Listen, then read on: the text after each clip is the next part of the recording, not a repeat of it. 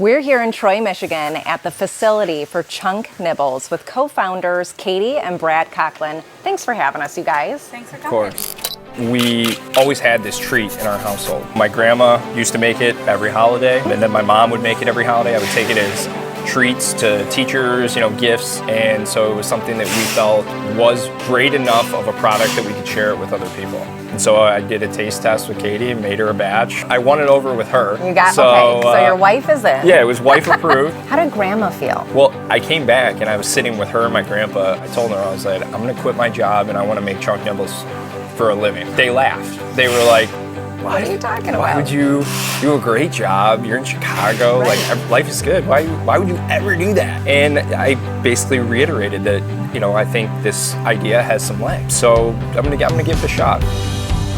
And I really do have to thank my wife because she was the one that was pushing. And she said, I don't want to hear about this for the next 20-something years where you're like, what if we would have done that? What if we... So I really got to give a hats off to her for that. That's amazing. We got an entrepreneurial itch. We were looking for something that was a little bit more fulfilling to what we were trying to do with our lives and put our efforts into something that would pay off in the long term for us. So we ended up going into our boss's office at the same time. We ended up quitting and withdrawing all the money from my 401k. We moved back to Michigan. We sold my car and bought a Ford Transit van and started chasing the journey.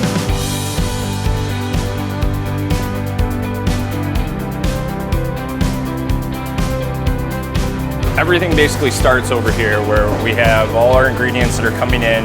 Everything is measured to a certain ingredient level. They're all put into white Rubbermaid totes, which at that point then are dumped in our tumbler. It tumbles, we introduce our compound wafer, swirls it, gives you that great sweetness and our binding agent that keeps everything together. From there, it's taken out, it's then put into our cutting machine, which then goes into our cooler, and they're coming out and they're broken up, and then it goes into our packaging machine.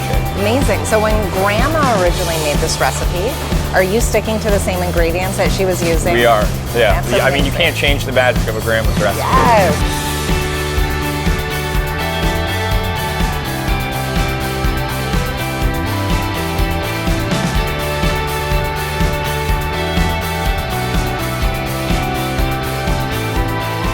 So, as a small business, I can relate to the last 3 years being a little wily.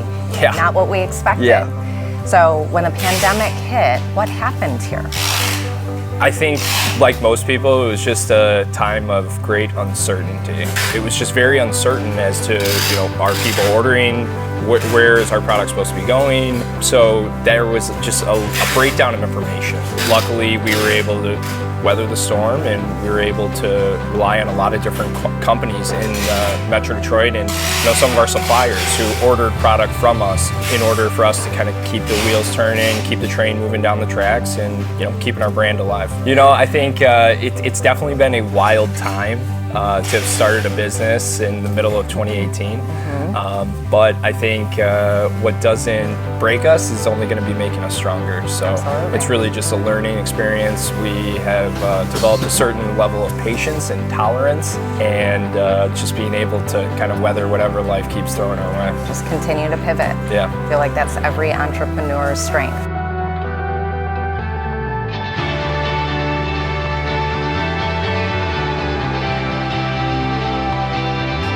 When we were starting our business, we're obviously taking my grandma's recipe, we're commercially producing it and sending it out to the world.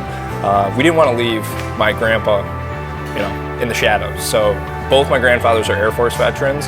Selfishly, we also love dogs. So we were able to find an organization that really bridges that gap. So what Blue Star does is they rescue dogs from high-kill animal shelters and then train them for military combat veterans suffering from PTSD or TBI as service emotional therapy dogs. So with every purchase of our product, we make a donation to them. That's incredible. Yeah. Incredible. When we're there and we actually get to meet the veterans and meet the dogs and they're incredible people doing incredible work. So talk to me about back then. You're dropping this off to friends, you're getting people to know what it is, you're in the farmer's market. Yeah. And now today, where are we?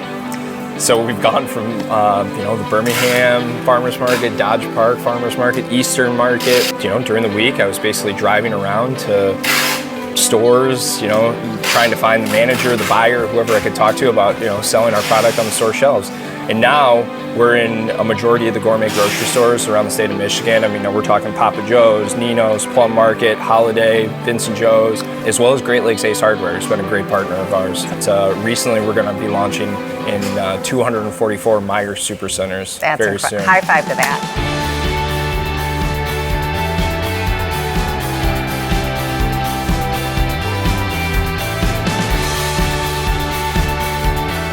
What an incredible business Brad and Katie have built here. I mean, built on an entrepreneurial spirit, a family recipe, and absolute grit and determination to bring this product to the community.